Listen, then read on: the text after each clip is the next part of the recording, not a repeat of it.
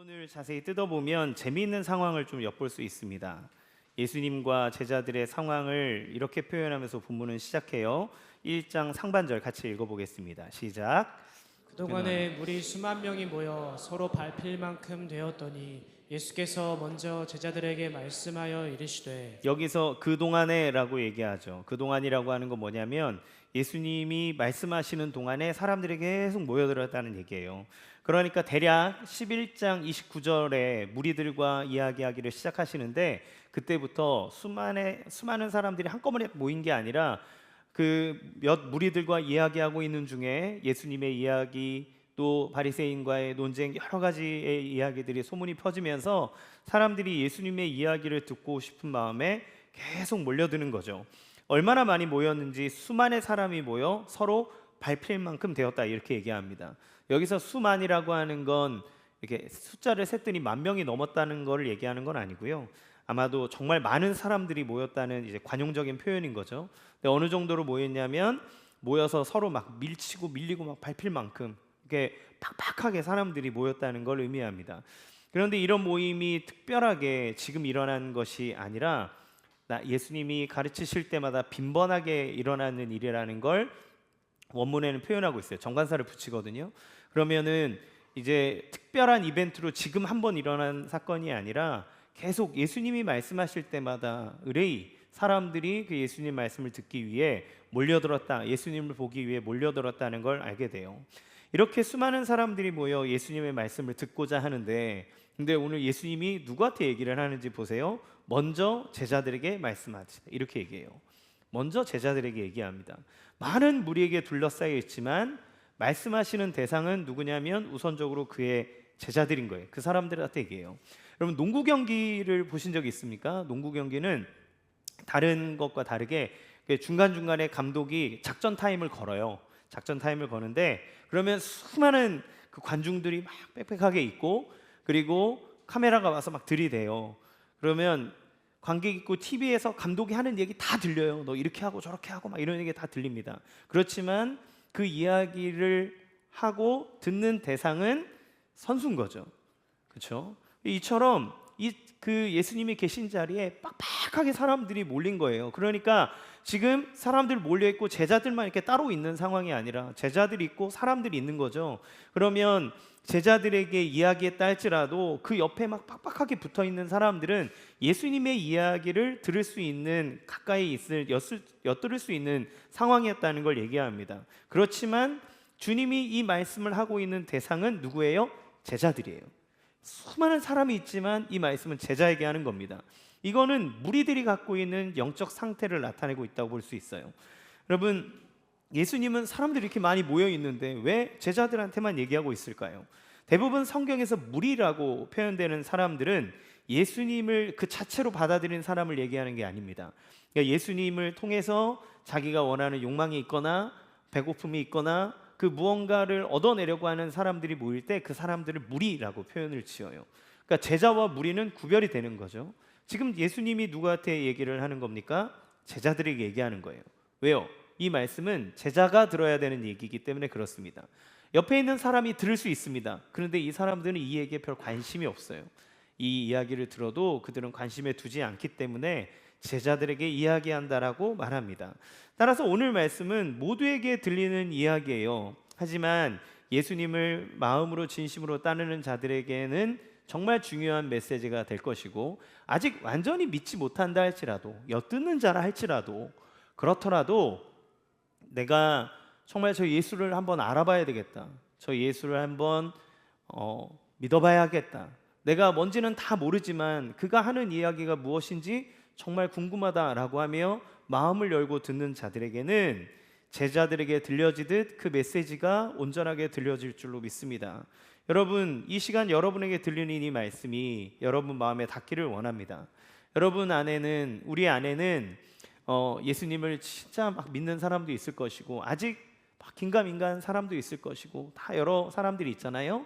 그러나 귀를 열고 저 예수님이 하신 말씀이 무엇인가를 듣기 원하는 자는 이미 그들 가운데 제자가 되어 있는 것이고, 그 말씀이 그들의 삶 가운데 꽂힐 것이고 변화시킬 것을 믿기 때문이에요. 예수님을 진심으로 믿고 따르는 자, 즉 제자의 삶은 사람들이 가져야 될 중요한 메시지, 그것이 무엇인지 함께 들어보기 원합니다. 1절 하반절 같이 읽겠습니다. 시작. 예수께서 먼저 제자들에게 말씀하여 이르시되 바리새인들의 누룩 곧 외식을 주의하라. 예수님은 제자들에게 뭐라고 얘기하냐면 바리새인들의 누룩을 주의하라 이렇게 얘기해요. 누룩은 부패를 상징하는 겁니다. 부정적 의미로 쓰여져요. 물론 누룩이 이제 퍼져나가는 좋은 의미로 쓰여질 때도 있는데 여기서는 그런 부정적 의미로 얘기하는 거예요. 누룩은 아주 적은 양으로 반죽 전체에 영향을 미칩니다. 그러니까 바리새인들의 외식, 그러니까 그들의 가르침과 위선을 예수님이 누룩이라고 지금 표현을 했는데, 그들의 가르침과 위선이 어떤 위험이 있기 때문에 그래요. 사람들이 빵에 넣는 누룩처럼 공동체 안에, 사람들의 삶 안에 영향을 미치기 때문에 주의해라, 그거를 듣지 말라고 얘기하는 겁니다. 그럼 왜 제자들에게 갑자기 바리새인들의 누룩을 주의해라 이렇게 얘기하실까요? 지금 여러분 예수님과 제자들이 처한 상황을 생각해 보세요. 예수님 얘기하기 시작했는데 막 사람들이 몰려와서 예수님 이야기를 막 들어요. 예수님을 추종해요. 예수님을 막 높여요. 그런 상황, 그 사람들 볼 때, 이런 인기를 볼 때 제자들이 어떤 마음이 들까요? 자기 어깨가 올라갑니다.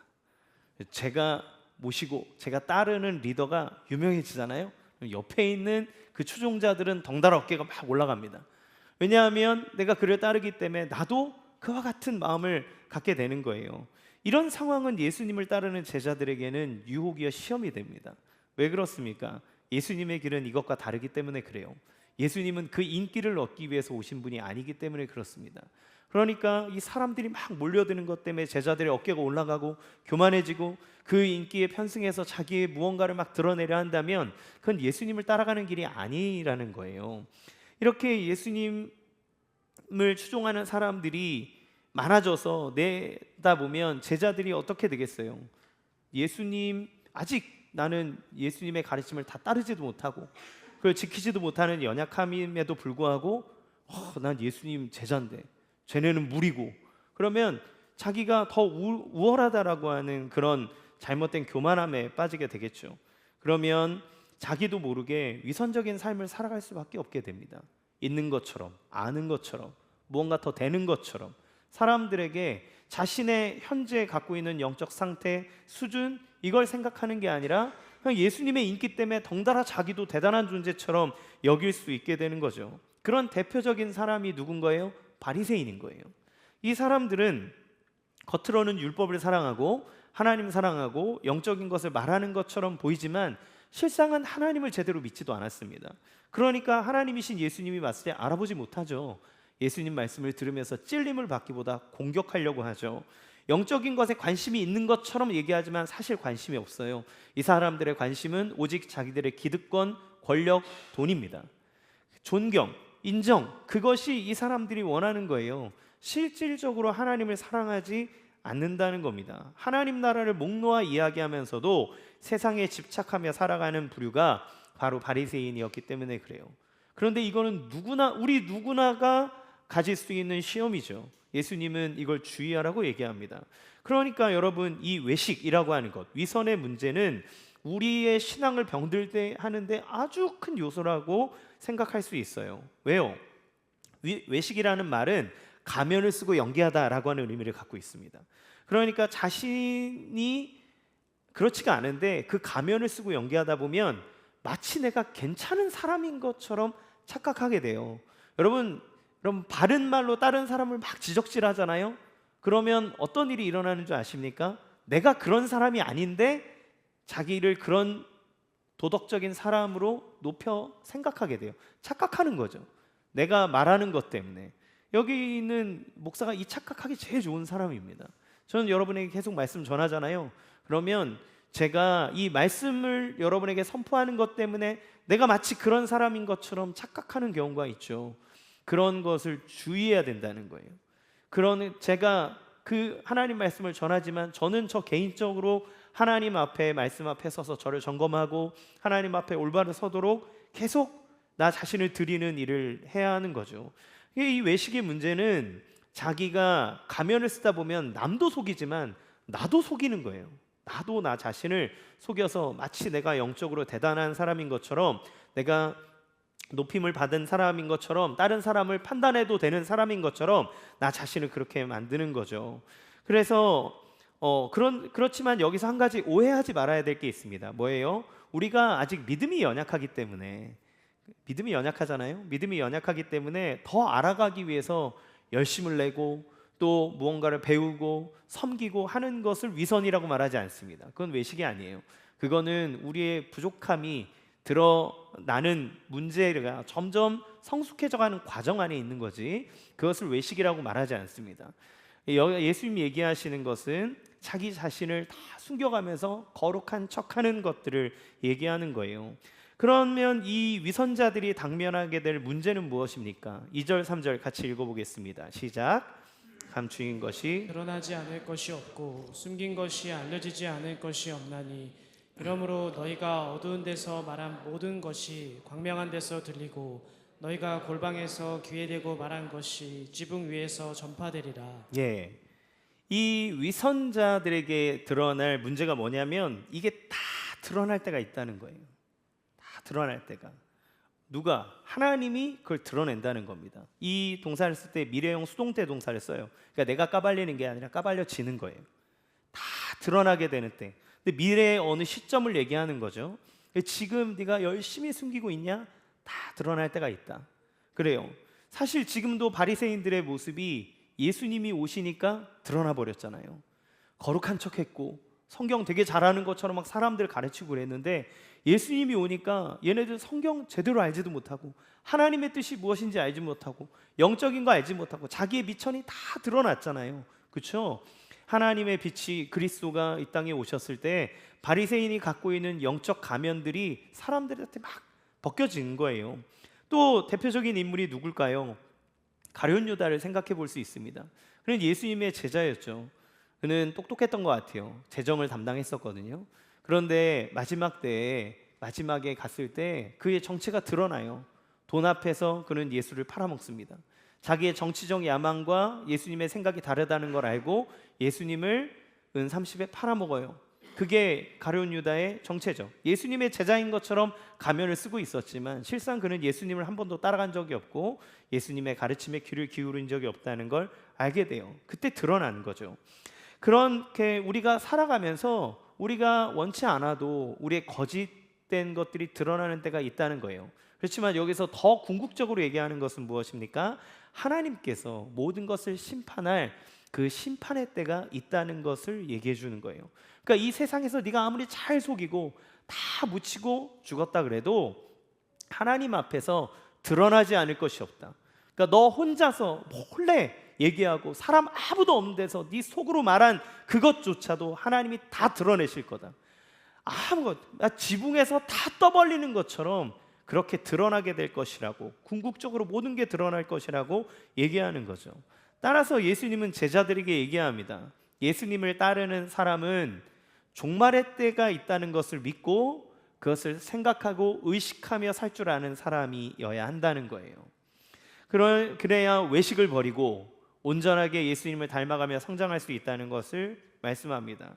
그러면 구체적으로 우리가 어떻게 사는 것이 마지막을 생각하고 종말의 때를 생각하고 그것을 의식하며 사는 것일까요? 여러분, 종말이라고 하면 세상의 끝을 얘기하기도 하죠.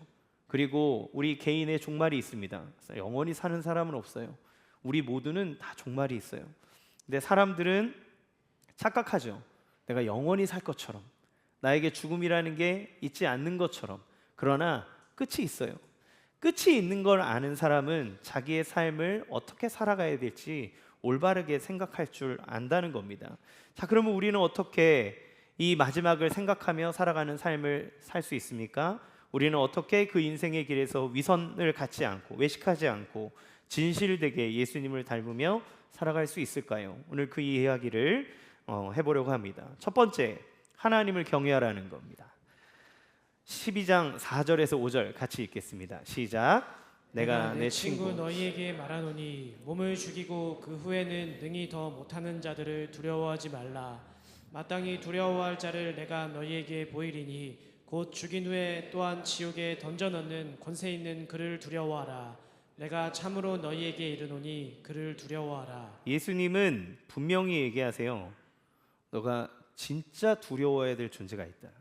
너가 세상에 살아가다 보면 너가 무서워하고 어려워하는 존재가 있지. 근데 진짜 무서워할 만한 존재가 있다는 거예요. 여러분, 예수님은 하나님을 경외하는 거에 대해서 첫째 뭐라고 얘기하십니까? 하나님을 두려워해야 된다고. 하나님은 두려워할 뿐이라고 얘기합니다. 이런 말씀을 하시는 이유가 뭘까요? 예수님은 제자들에게 내 친구라고 여기서 얘기해요. 이 친구라고 얘기하는 거는 누가복음의 이 말씀이 유일합니다. 그러니까 예수님의 뜻을 따르는 사람들과 예수님의 친밀함이 얼마나 깊은 것인지를 보여주죠. 하나님이신 예수님이 그 제자들을 향해서 내 친구요 이렇게 얘기합니다. 그러면 예수님의 친구가 제자라면 예수님이 고난을 받고 예수님이 공격을 받으면 당연히 누가 공격을 받습니까? 예수님의 친구들, 예수님의 제자들은 공격을 받아요. 그러면 지금 권력이 있는 사람들에 의해서 고난을 당할 것입니다. 권력이 있는 사람이 예수님을 죽일 거고 권력이 있는 사람들이 예수님을 추종하던 사람들을 핍박할 거예요. 그러면 어떤 느낌을 받게 될까요? 마치 하나님이 없는 것 같은 느낌을 받을 수 있습니다. 또 하나님이 계셔도 나를 도와주지 않는 것 같은 느낌을 받을 수 있고 하나님보다 저 세상이 저 권력자들이 더 세 보일 것 같은 두려움을 가질 수 있는 거죠. 그러니 주님은 우리에게 믿음을 가지도록 격려하고 계시는데 하나님은 어떤 분이라고 얘기합니까? 야, 네 대적들이 저 바리새인들이 저 지도자들이 무섭지? 힘이 있는 것처럼 보이지? 그런데 쟤들이 끽해 할 수 있는 거는 우리 생명 빼앗는 것까지야. 그것까지밖에 할 수 없어. 근데 얘들아 더 두려워해야 될 분이 누군지 아니? 우리의 영혼을 심판하시는 분이 있다는 걸 기억해라. 이 세상을 창조할 뿐만 아니라 다스리시고 그 모든 걸 심판하시는 그분은 모든 정의와 공의를 가지고 심판하고 그들을 능히 지옥의 아래에 불타도록 영원토록 심판하실 수 있는 분이 그분이라는 거예요. 그 하나님이다. 그분을 진짜 두려워할 줄 알아야 된다고 얘기합니다. 여러분, 우리가 지금 시대에 예수님을 믿고 살다 보니까 예수님이 우리의 구주 되시고 예수님 때문에 하나님이 우리의 아버지가 되시고 이렇게 생각하니까 하나님이 너무 쉬워지는 세상을 살아가고 있어요. 여러분, 그런데 하나님은 그렇게 쉬운 분이 아니에요. 하나님이 정말 그 신이 하나님이 천지를 창조하고 다스리는 분이라면 정말 전지전능하신 분이라면 여러분 그분 앞에서 우리가 함부로 어떻게 말을 할 수 있겠습니까? 우리는 함부로 과학이라는 잣대로 자기만의 철학과 자기의 경험을 잣대로 하나님이 이렇다 저렇다라고 평가하며 하나님을 향해 함부로 얘기하지만 예수님은 하나님이신 예수님이 아들이신 예수님이 자기 아버지를 향해서 뭐라고 얘기하냐면 얘들아 진짜 무서워해야 될 존재가 있어. 그가 하나님이야. 정말 무서운 분이야. 너희들이 그렇게 쉽게 생각할 뿐이 아니야 라고 얘기하고 있다는 거예요. 우리는 하나님께 맹세 막 이러면서 하나님에 대한 이름을 막 부르지만 사실 이 당시 사람들에게 하나님이라는 이름을 막 부르기가 쉬운 이름이 아닙니다. 그런데 그렇게 부르기 어려운 이름을 부르면서도 죄를 짓고 있는 것이 이 사람들의 영적 실상인 거죠. 하나님 예수님은 진짜 두려워할 분, 우리의 영혼을 심판하고 소멸할 수 있는 분이 하나님이시니 그분을 두려워하라고 말합니다. 그런데 두 번째, 하나님은 어떤 분이십니까? 하나님은 우리를 세심하게 살피시는 분이다 이렇게 얘기하세요. 예수님은 하나님께서 참새 한 마리가 땅에 떨어지는 것도 무심하게 여기지 않는 분이다 이렇게 얘기해요. 세심하게 살피는 분이라고 얘기하죠. 그러면서 우리를 향해 뭐라고 하십니까? 7절 읽겠습니다. 시작. 너희에게는 심지어 머리털까지도 다 세신 바 되었나니 두려워하지 말라. 너희는 많은 참새보다 더 귀하니라. 예, 하나님은 참새 정도가 아니라 우리에게 있어서는 머리털 하나까지 다 세신 바 될 만큼 너에게 관심을 갖고 있고 너를 사랑하고 너를 세심하게 돌보는 분이다. 그 능력면에 있어서는 어마어마하게 두려운 분이신데 그분이 너에게 대한 관심과 사랑을 지극히 가지고 계신다는 것을 얘기하는 거예요. 따라서 우리가 하나님을 경외한다는 것은 무슨 의미입니까? 무작정 하나님을 무서워한다는 의미만은 아니에요. 그리고 하나님의 사랑을 느끼기 때문에 하나님을 편하게만 여기는 것도 아니에요. 경외하는 건 두려워한다는 것을 의미하는데, 그 두려움은 어떤 두려움입니까? 사랑과 존경, 그의 존재 자체를 인정함에서 오는 두려움이에요. 그거는 그냥 무서워 떠는 것으로만의 두려움이 아니라 너무 소중하고 존경받을 만하고 존귀하기 때문에 그 완전한 존재이기 때문에 찾아오는 두려움입니다. 그래서 제가 이 예는 하나님을 설명하는데 100만 분의 1도 안 되지만 그나마 이해할 수 있는 거를 하나 찾았는데, 요즘에 성덕이라고 얘기하죠. 이렇게 성공한 덕질, 덕후. 그래서 연예인 중에서도 자기가 어떤 연예인을 보고 막 연예인의 꿈을 키웠는데 나중에 방송에서 그 연예인을 만난 거예요. 그래서 자기 성덕이라고 막 얘기를 하죠. 그런데 어떤 그 여자 아이돌 가수가 저 대선배인 그 여자 가수를 프로그램에서 만난 거예요.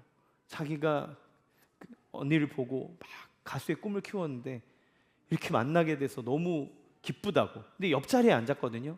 그러니까 사회자가 자 그러면 언니 한번 보고 언니 한번 해보세요. 그런데 쳐다를 못 봐요. 막 이렇게 어떻게 못 보겠어요. 언니 내 우상인데 막 이러면서 못 봐요. 쳐다를 못 봐요. 예, 아유 우리 한번 밥 먹어요. 그러니까 쳐다를 못 보고 막 이러고 있어요. 너무 사랑하고 너무 기대하고 너무 존경하고, 그러니까 그 존재를 함부로 대할 수 없는 거죠.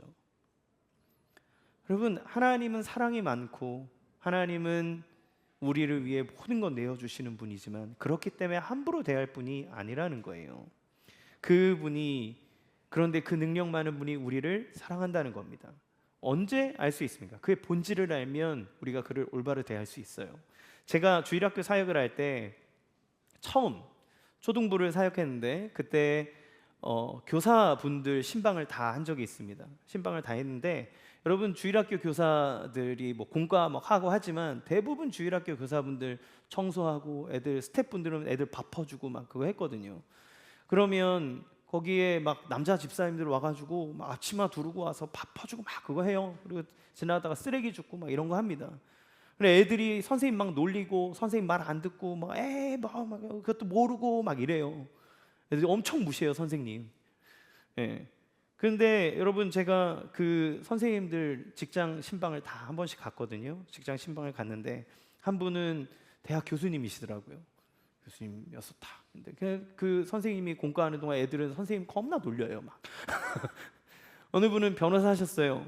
변호사신데, 예, 그가 밖에 나가면 기사가 딱 와서 변호사님 모시고 이렇게 가고, 근데 교회에 와서 섬기면 쓰레기 줍고 앞치마 메고 애들 밥 퍼주고 막 더 주세요 그래. 이것만 먹어 막 이러면서 애가 티격태격하고.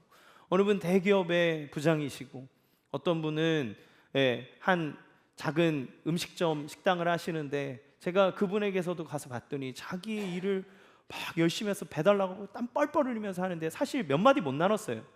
몇 마디 못 나눴지만 그 일하시는 모습을 보면서 막 그 삶의 열정과 자기 일에 대해서 막 에너지를 갖는 모습을 보고, 와, 이렇게 열정적으로 사시고 이렇게 존경받을 만한 분들이 교회에 와서 아이들의 무시를 받는구나.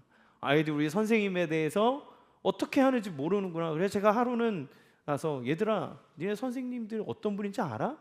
너희들 선생님이 너에게 니네 막 웃기고 하니까 웃어 보이지?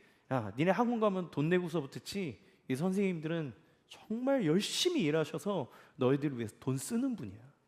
너희들을 사랑해서 쉬는 시간이고 놀아야 되는 시간인데 정말 열심히 일하고 그 시간에 와서 너희들을 위해서 밥 퍼주고 놀아주고 밥 사주고 하나님 말씀 복음 가르쳐주고 하는 거야. 너희들이 함부로 무시할 사람이 아니야.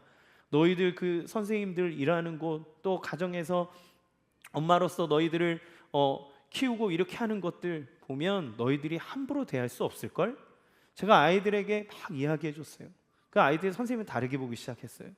선생님들이 자기를 위해서 해주는 게 무엇인지를 알게 됐어요. 여러분, 정체를 알면 우리에게 주는 사랑이 당연한 것이 아니라는 걸 알게 됩니다. 그러면 하나님이 우리의 머리털 하나까지 세신 분이라고 하는 건 사랑이 많은 분인데, 그분이 할 일이 없어서 머리털 세는 분이 아니에요. 그분이 능력이 나 하나 건사하는 것밖에 안 돼서 하시는 분이 아니라, 그는 정말 지옥의 권세를 다 휘두를 만큼, 그 형벌을 줄 만큼 모든 능력을 갖고 있는 어마무시한 하나님인데, 그런데 그 하나님이 나의 모든 것을 살피시는 분이라는 거예요. 어떻게 그분을 함부로 대할 수 있습니까? 어떻게 그분을 무시할 수 있습니까? 그분은 마땅히 두려워할 분이고 마땅히 경외받으실 만한 분이라는 사실을 기억하시면 좋겠어요. 두 번째, 예수님을 시인하라고 얘기합니다. 8절 9절 같이 읽겠습니다. 시작. 내가 또한 너희에게 말하노니 누구든지 사람 앞에서 나를 시인하면 인자도 하나님의 사자들 앞에서 그를 시인할 것이요 사람 앞에서 나를 부인하는 자는 하나님의 사자들 앞에서 부인을 당하리라. 예, 마지막 때 하나님의 심판이 있다는 것을 믿고 그 마지막을 의식하면서 살아가는 사람이 해야 되는 것이 무엇입니까? 이 세상에서 예수 그리스도를 믿음으로 시인하는 사람이 그런 사람이라는 거예요. 특별히 하나님을 두려워하는 것과 예수님을 믿음으로 시인하는 것이 연결돼 있잖아요. 하나님을 두려워하래요. 그런데 이 땅에서 예수님을 시인하라고 얘기합니다. 이게 연결돼 있다는 거예요. 주님의 사역과 하나님의 부르심 간에 긴밀한 연결성이 있다는 걸 다시 한번 보여주는 겁니다. 하나님을 두려워한다는 건 그가 만물의 창조자고 다스리시고 통치자고 심판하시는 자, 능히 지옥의 형벌을 주시는 분이라고 얘기했습니다. 여러분, 우리가 공직자를 세울 때 청문회 하잖아요. 그러면 그가 청문회 하기 전에는 뭐 무슨 자리에 있고 뭐 훌륭한분이고 높은 분이고 뭐 이런 거 하지만, 청문회 나오면 그 사람이 그 일을 하기에 합당한지 막 면밀히 조사합니다. 그러면 부동산, 당신의 재산이 이렇게 있다가 이렇게 부러졌는데 어떻게 증식한 겁니까? 어떻게 된 겁니까? 이 일은 어떻게 된 겁니까? 막 미친 듯이 조사를 해가지고 하나하나 다 캐물어요.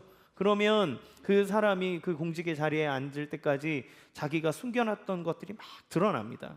그뿐인가요? 어떤 사람이 죄를 지어서 나는 죄가 없습니다 막 얘기하지만, 법정에 서서 다양한 증거들을 가지고 법리적인 사실관계를 따지고 그에게 벌을 주냐 마냐를 결정할 때, 죄인들이 숨기고 있던 것들이 형사들의 수고, 또 검사들, 기소한 사람들 조사, 이 모든 것들이 다 합쳐져서 그 사람이 죄가 있다라고 하는 걸 입증하잖아요. 그때 감추었던 것들이 막 저 하나서부터 지문에서부터 모든 것들이 알리바의 거짓말들을 다 추려내서 다 드러내게 만들어줍니다. 그러니까 하나님의 심판대 앞에서 우리가 숨기고 있던 모든 것이 다 드러난다고 그렇게 얘기했잖아요. 그러면 여러분, 누가 하나님 심판대 앞에서 당당할 수 있습니까? 누가 자신 있다고 말할 수 있습니까? 여러분, 저는 자신 있을까요? 제가 제일 부끄러울 거예요. 말은 실컷 다 해놓고 너 한번 보자 이렇게 얘기하면, 저는 뭐 할 말이 없습니다. 골방에서 말한 것까지 다 드러난다잖아요. 근데 여러분, 그 예전에 저 종말론 수업 시간에 우리 교수님이 들었던 예예요. 당신이 심판대 앞에 딱 섰고 스크린이 탁 떠 있는데 당신이 태어나서 죽을 때까지 지었던 모든 죄의 목록들이 쫙 기록돼 나온, 이건 모르겠지라고 속였던 것들, 그땐 다 속여 넘었던 것들이 다 드러나는 거예요. 저쪽 한쪽에선 그 했던 일들에 대한 비디오가 막 틀어지고, 그걸 볼 때 부끄러워서 그 앞에 설 수 있는 사람이 누가 있겠습니까? 누가 하나님 앞에서 당당하다고 말할 수 있겠습니까? 아무도 그럴 수 없을 거예요. 그런데 그 진노하여 심판하신 하나님이 어떤 분이라 그랬어요?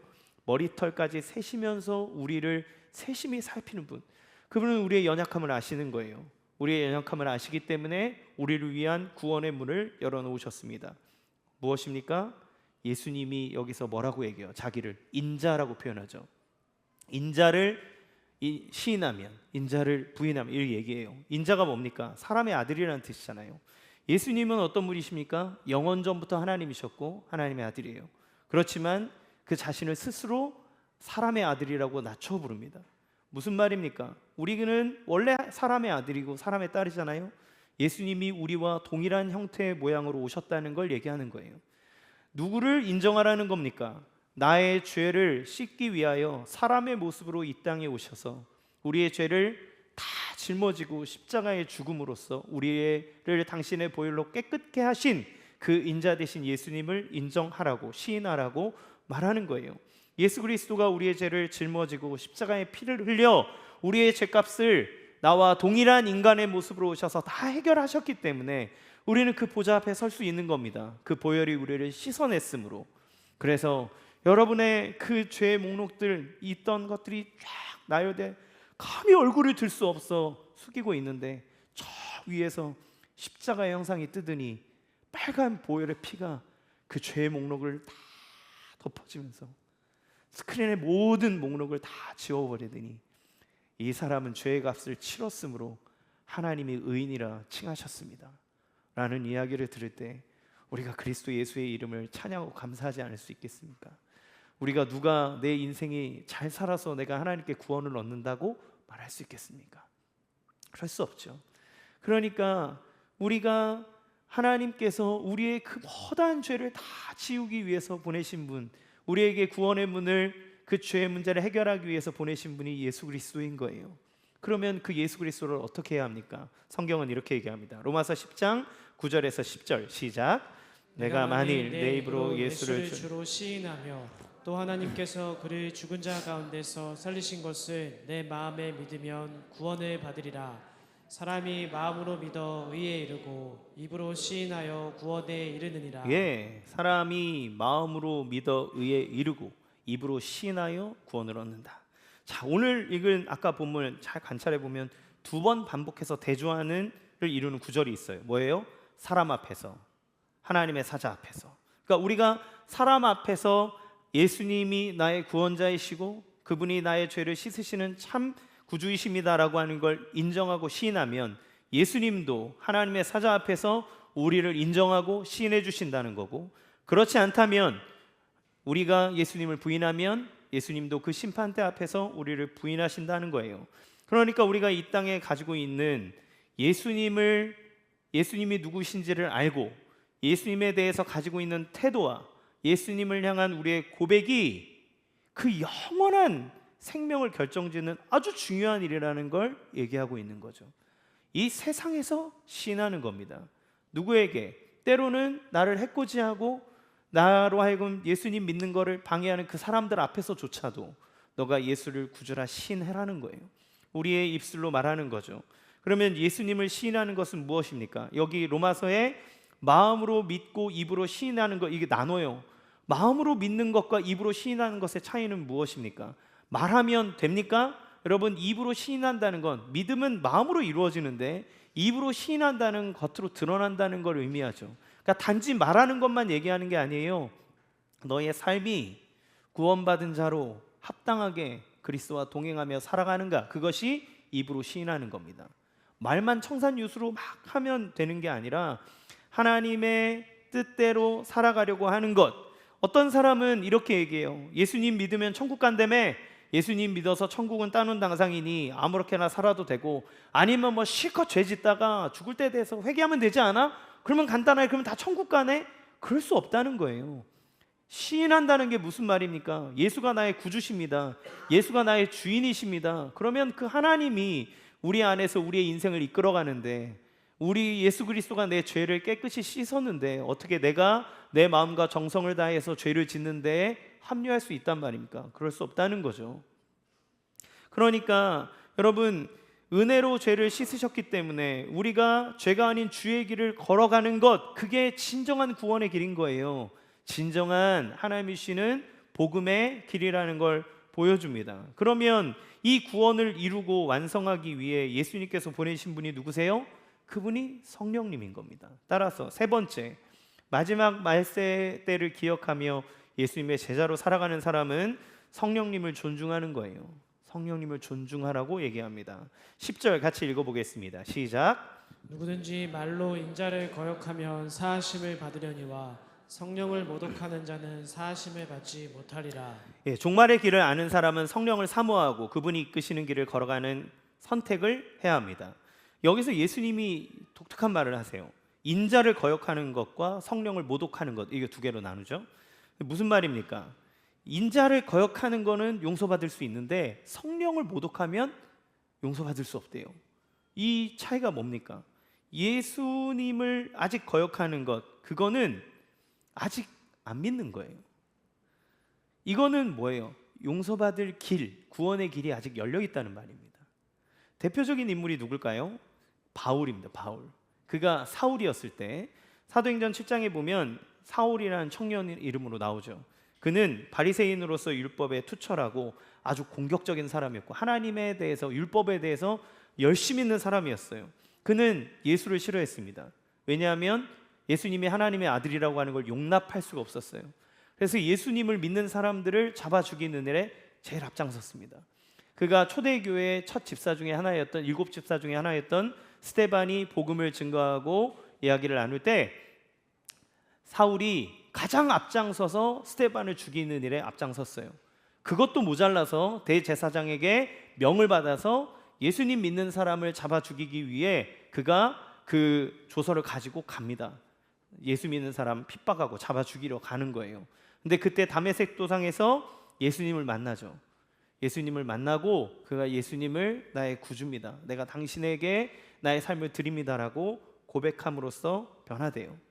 그러니까 그가 살아있을 때 예수님을 부인하고 예수님 있는 사람을 잡아 죽이고 핍박하고 그 모든 정말 처참한 죄를 지었던 사람이지만, 그가 예수님이 그에게 나타나시고 성령께서 그의 마음을 만지실 때 바울은 자기의 그 허다한 죄를 용서함 받았고 하나님의 복음을 증거하는 사도로 세움을 받았다는 걸 보게 됩니다. 여러분, 그러면 성령을 모독한다는 것은 무엇을 의미하기에 용서받을 수 없다고 말하는 걸까요? 성령을 모독한다는 건 지속적으로 그를 거부한다는 걸 얘기하는 거예요. 여러분, 예수님을 믿고 예수님을 따르는 그 순간 우리에게는 성령이 임합니다. 그리고 예수님을 믿을 때 여러분, 성령이 우리 가운데 말씀하세요. 우리가 그 말이 안 될 것 같은 2000년 전에 일어났던 사건을 어떻게 믿음으로 받아들일 수 있습니까? 그건 성령의 은혜와 역사가 없이는 우리가 할 수 없는 거예요. 우리가 예수님을 믿을 때 성령이 역사합니다.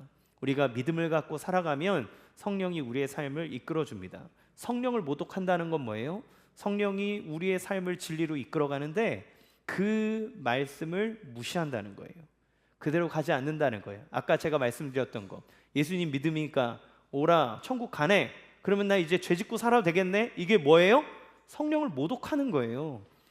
지속적으로 성령이 우리로 하여금 단 한 번으로 얘기하는 게 아닙니다. 이거는 지속적으로 성령이 우리로 하여금 회개하도록 이끄시고 옳은 길을 가도록 이끄시고 하나님의 빛에 반응하도록 우리를 계속 감동을 주고 이끄세요.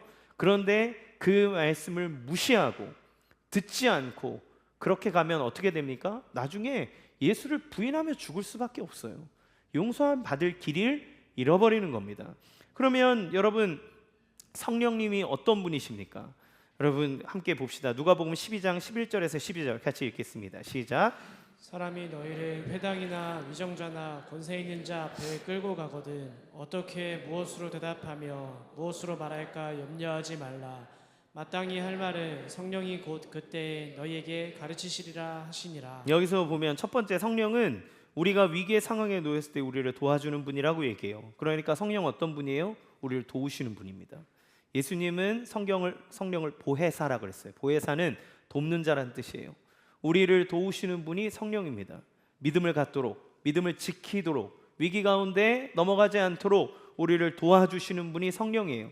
성령을 무시한다는 것은 뭐예요? 그 도움받기를 거절하는 거고 내가 기꺼이 그 믿음 안에 살지 않겠다는 우리의 불신의 의지의 표현이라고 볼 수 있죠.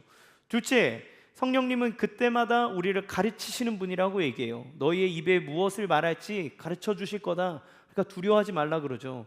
실제로 베드로가, 그 작은 아이가 베드로에게 와서 나 예수랑 너 있는 거 봤는데 이럴 때는 어버버거리면서 예수님 부인하고 욕했는데, 성령을 받고 난 이후에 예수님이 구주라고 하는 걸 확실히 믿고 난 이후에 성령이 그에게 오니까 베드로가 공회에 끌려가서 심판받고 사람들이 막 몰아붙일 때 그가 지혜 있는 말로 하나님의 말씀을 대변하고 예수님을 변호하고 그 모든 것 가운데 믿음을 지키는 놀라운 언변을 보여주는 걸 보게 돼요. 성령께서 그의 입을 가르쳐 주시고 우리의 삶을 이끌어 주신다는 걸 보여주는 거죠. 위기의 상황에서 지혜를 주시며 진리를 붙잡도록 가르치시는 분, 그분이 성령이라는 겁니다. 세 번째, 복음의 완성을 이루도록 우리를 위해 기도하시고 인도하시는 분이다라고 얘기해요. 여러분이 말씀을 읽고 기도하며 나갈 때 여러분이 내 생각대로 깨닫는 게 아니라 성령께서 우리의 심령에 하시는 말씀인 겁니다. 그분을 모독하면 어떻게 됩니까? 하나님 무시하는 거죠. 여러분 안에 예수님을 믿고 그 하나님 나라에 들어가는 모든 과정, 그러니까 우리가 구원은 어느 한 시점에 하나님이 주신 완전한 약속으로 이미 받은 것이지만, 그러나 이미 이루어졌으나 아직 완성되지 않은 이 긴장 속에 살잖아요. 그러면 이 완성을 이루기 위해 가는 여정, 이 모든 것이 구원의 과정이에요. 주님은 성령을 통해 우리가 다른 길로 가지 않도록 우리를 계속 이끌어 가십니다. 우리의 구원이 견고해지도록 우리를 가르치시고 우리를 책망하시기도 하고 우리를 이끌어 주시는 거예요. 그분이 성령님인 겁니다. 그런데 그 성령님이 또 어떤 분이라고 얘기하는 거예요? 바울은 성령께서 우리가 마땅히 구할 바를 알지 못할 때 성령께서 우리를 위하여 말할 수 없는 탄식으로 기도하는 분이다, 이렇게 얘기했어요. 그러니까 우리가 하나님의 뜻대로 살지 못하고 우리가 하나님의 말씀을 깨닫지 못하고 그렇게 세상에 빠져 살아갈 때 나를 위해 눈물 흘려 기도하는 분이 성령님이다. 우리를 이끄시기 위해 모든 걸 다 하시는 분이 성령님이라는 거죠. 그러면 성령을 우리의 인생에 살아가는 동안 여러분에게 좋은 친구가 있어서 늘 조언하고, 야 그렇게 하면 안 돼, 이렇게 가보자, 함께 해보자, 이렇게 막 힘을 북돋아주는 친구가 있다고 생각해 봅시다. 그 친구가 여러분 힘들 때 도와주고 위로해주고, 그리고 나쁜 길을 가려고 하면 야 그렇게 하지 말아야지, 우리 정직하게 해보자, 우리 한번 힘내서 해보자, 이러면서 나를 도와주고 해주는 그 친구가 있는데, 여러분 그 친구의 말을 계속 무시하고 살면 어떻게 돼요? 그런 친구가 있어도 나는 올바른 삶을 살아가지 못하게 되는 거예요. 그 이후에 나오는 결과는 오로지 그의 몫입니다. 그의 친구에게 뭐라고 할 수 없는 거예요. 예수님은 승천하면서 우리에게 보혜사, 우리를 돕는 자 성령을 보내주셨습니다. 왜요? 우리로 하여금 하나님의 백성으로 온전히 서게 하기 위해서예요. 그러면 그 성령을 통해 우리는 하나님의 말씀을 지킬 수 있고 하나님의 능력의 열매를 맺어갈 수 있노라고 얘기합니다. 그러면 어떻게 해야 됩니까? 여러분 안에 계신 예수님을 믿을 때 모든 사람에게 성령을 주셨다 했는데, 여러분 안에 계신 성령님을 존중해야 됩니다. 하나님의 말씀을 읽으며 여러분에게 주시는 말씀을 허투루 여기지 마시고 순종하기에 힘쓰십시오. 여러분 하나님의 말씀 붙잡고 기도하며 도움을 구하십시오. 지혜를 주실 겁니다. 여러분의 삶에 무엇이 하나님이 이끌어 가시는 길인지 알게 하실 거예요. 여러분 그 말할 수 없는 은혜와 역사는 정말 놀라운 겁니다. 여러분 그건 성령을께 순종해 본 사람만이 누릴 수 있는 기쁨이고 은혜예요. 그 사람은 인격이 변화됩니다. 그 사람은 삶의 생각이 바뀝니다. 삶의 역경과 고난이 와도 이길 수 있는 힘을 얻습니다. 주님이 우리를 사랑하시기에 그 성령을 주셨다는 걸 기억하시기 바랍니다. 마무리 짓겠습니다. 여러분 우리는 이 자본주의 세계를 살아가다 보니까 손해라고 하는 것에 상당히 민감하게 살아가요. 어렸을 때 손해봤냐 아니냐, 그걸 아까워하고 그런 거죠. 얼마 전에 우리 순장님들과 이야기를 할 때 그 손해에 대한 이야기를 했습니다. 하나님 뜻대로 했더니 내가 손해를 본 경험이 있다. 내가 선의를 가지고 남을 도와줬는데 그 사람은 나에게 사기치듯이 하더라. 내가 정말 온 마음을 다해서 돕고 하나님의 뜻대로 했는데 세상 사람들이 했던 편법을 썼더니 쟤는 이득을 보고 나는 뭔가 손해보는 느낌이 들었더라. 우리 그렇죠. 그런데 하나님 뭐라고 얘기합니까? 얘들아, 자, 끝이 있어. 하나님이 다 세물하고 있단다. 하나님의 은혜가 뭔지 아십니까? 우리의 허다한 죄는 보혈로 다 덮어주셨는데, 그런데 우리가 하나님의 이름으로 지극히 작은 사람에게 냉수 한 그릇 대접한 것도 하나님은 기억하시고 너희를 위해 상급을 준비하신다, 이렇게 얘기하는 게 하나님 은혜예요. 그러면 여러분 우리의 삶 속에 그 마지막에 하나님이 하실 심판과 이 모든 것들을 보고 계시는 하나님의 숨결을 기억하고 있다면, 우리는 삶에 일어나는 그 작은 것들을 계산하고 사는 것이 아니라 더 큰 관점에서 이루시는 하나님의 섭리들을 기대하며 살아갈 수 있습니다. 그러면요 여러분 우리는 그 하나님을 경외하는 삶을 살 수 있어요. 예수님을 시인하고 인정할 수 있습니다. 그러면 구원의 기쁨을 얻습니다. 예수님을 인정하면 성령의 사람이 됩니다. 성령의 사람이 되면요, 지혜를 얻습니다. 올바른 가치관을 갖습니다. 힘을 얻습니다. 그 하나님이 나와 함께 한다는 걸 알기 때문에 염려하는 상황 속에서도 염려를 걷어내고 주님을 믿음으로 믿음의 걸음을 걸어갈 수 있습니다. 우리는 신앙생활이 하나님의 말씀을 들으면 이것도 지켜야 되고 저것도 지켜야 되고 저것도 지켜야 되고 이걸 생각하지만, 이 지키는 건 성령님을 존중하며 살아가면 자연스럽게 되어지는 거예요. 주님은 너희가 어떤 사람이 되느냐가 중요하다고 말하는데 성령의 사람이 되라고 말합니다. 그러면 하나님이 주시는 그 무한한 은혜와 하나님, 두려운 하나님으로부터 오는 권능과 우리를 구원하시는 사랑과 성령의 교통하심을 통해 우리에게 주시는 평안이 우리의 삶을 아름답고 멋지게 이끌어가게 되는 줄로 믿습니다. 이 마지막 때를 살아갈 때 제자의 길을 걸어가기 원합니다. 그것은 주님을 경외하고 예수를 시인하고 성령님을 존중하며 살아가는 삶. 그러면 반드시 주님 주시는 열매가 여러분 삶 가운데 맺어지며 하늘의 영광을 우리의 삶 속에 누리며 살아가게 될 줄로 믿습니다. 이 시간 같이 함께 찬양하며 나가도록 하겠습니다.